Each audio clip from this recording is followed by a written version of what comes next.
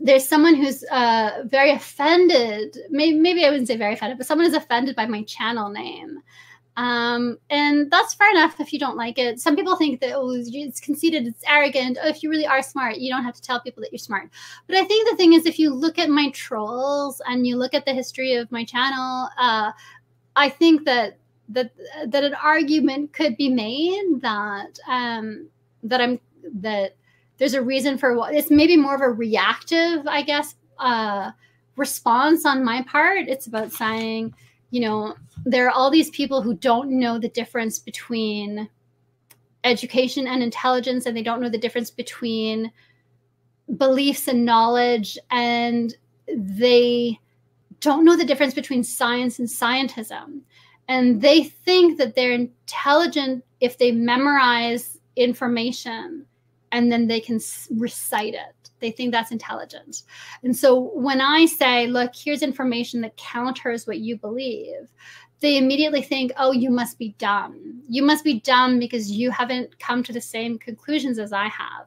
But the thing is, they haven't come to any conclusions. They just read conclusions and they accepted them as their own. And then they present them as their own, but it's not, they haven't actually done the work of thinking out the logic, the underlying assumptions, and really evaluating what they conclude is truth.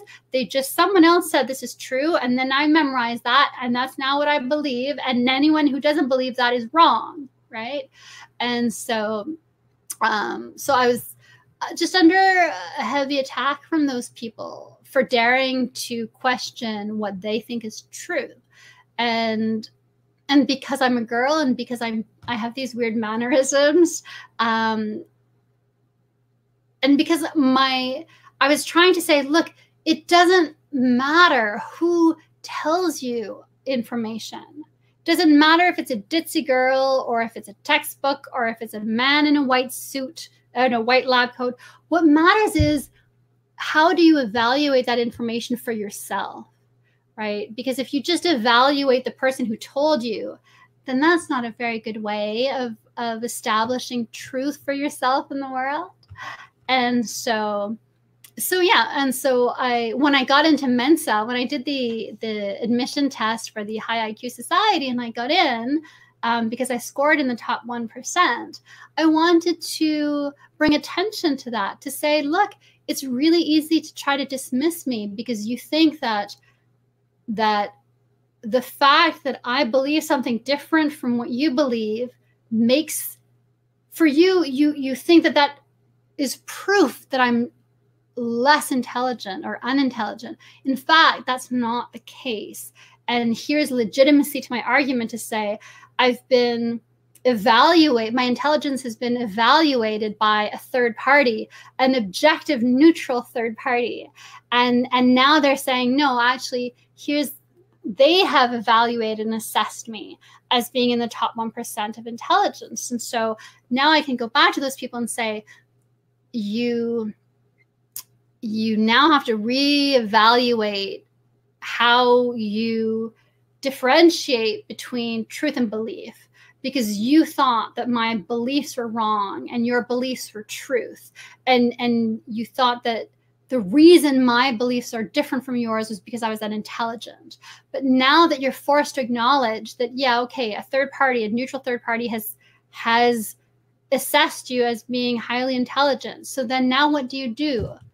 Right? So now you have to go back and look at your own beliefs and figure out, do you believe what you believe because you're more intelligent? Do you believe what you believe because it's true, or because you just believe it's true? Why do you believe it's true? Is it because someone important told you it was true? Is it because someone you've never met, but they wrote a textbook set? Like what, right? That's why I named my channel Mensa Girl. And I'm going to change it again, I think, in a little while. You're only allowed to change your channel name a few times, so I have to be careful about that. But when I figure out the new direction for my channel, I'll probably pick a name that's more in line with my new direction. Yeah, so it's not a way for me to argue that I'm more intelligent than everyone. It's just for me to say, look, if you believe that intelligent people have correct beliefs because you think you're intelligent and you think your beliefs are all truth, right? well, now you have to contend with the reality that I'm also intelligent and my beliefs are different. What I say is true is different from what you say is true. So now what are you going to do about that? And I think that that's an interesting challenge to people, especially people who are in the science world. I think it's something that they really ought to be thinking about. But again, when it comes to these other things that have to do with people and how they evaluate beliefs and knowledge, and there's a confusion about that in the world, then I think yes, for those people, they do misunderstand. They really do think if you believe the right beliefs, then you're intelligent. If you believe the wrong beliefs, then you're unintelligent, right? And so I'm trying to challenge that and say, no, if you're indoctrinated into a certain belief, or even if you adopt a certain belief system at a certain age, that's not a sign of intelligence or lack thereof, right? Intelligence is different than what you believe. So I do get a number of people who will send me messages saying that they want to debate me, right? I get these, and when I say someone's lonely, I don't mean that in a deprecating way. I'm lonely. A lot of people are lonely. Life is lonely in a lot of cities right now for a lot of humans, and even in towns and stuff. A lot of people who are a little bit different are lonely, and that's really hard. And so I don't say it to put people down. I'm just saying that's because it's an important factor to this. So a lot of people who are lonely, who are globalings, they want to debate me. They want my attention. They want my time. They want your attention. They want to come on my channel so that you will attend to them, so that you will engage with them, so that later they can fight with you, right? So that you'll listen to their arguments and you'll argue back, giving them the opportunity to then say more that you'll listen to, right? And so I get a number of these emails all the time from people. I want to debate you about flat earth on your channel anytime. They're always globalings. And the thing is, they don't want a debate. They want to fight.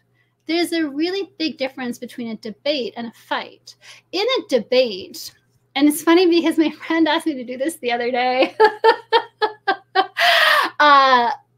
She was saying this, and I was saying, well, no, actually that. And I was saying, and this is why that. And she couldn't argue. She's like, oh, I'm losing the argument. So she's like, okay, Sasha, can you now debate the other side, right? Can you take my side and argue my side to me, and I'll take your position, and I'll see if I can argue your. And that's the thing with debates. In a debate, you should be able to, and that's what you do in debating teams, right? If you're a good debater, you debate pro, and then you have 5 minutes, and then they switch it up, and now you're on the con side of it. Now you have to argue against the position you were just arguing in favor of and still win. And it's funny because my friend, I was like, Ashley, I cannot argue against this. Like, I can't argue because I was like, I believe so strongly that this is correct that I can't actually even argue against it, right? But in theory, like if I actually didn't care about her and what she was going to do with that information, I could have, right? Because that's what it is to debate. And if you've been taught how to debate, then yeah, I could argue either side of an issue. And persuasively, right?